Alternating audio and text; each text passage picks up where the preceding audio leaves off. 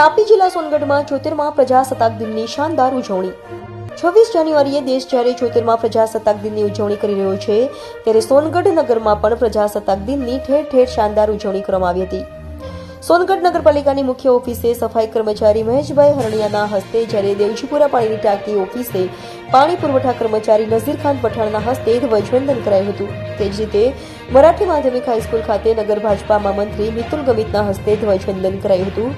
યુવક મંડળ સોનગઢ ખાતે મંડળના પ્રમુખ ભરતભાઈ શિંદેના હસ્તે, જ્યારે સરકારી કન્યા શાળા ખાતે વિદ્યાર્થીની કે જેઓ હાથીફળિયામાં રહે છે કલ્પનાબેન નવીનભાઈ કોકણીના હસ્તે ધ્વજવંદન કરાયું હતું।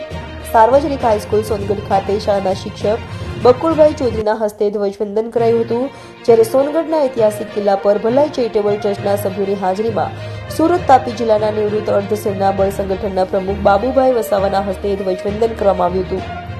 સોનગઢની વાકવેલ શાળામાં માજી સભ્ય રણછોડભાઈ ગામિતે, જ્યારે વ્યારાની કપૂરા હાઈસ્કૂલમાં નિવૃત્ત પોલીસ અધિકારી નારણભાઈ બારોડના હસ્તે ધ્વજવંદન કરવામાં આવ્યું હતું।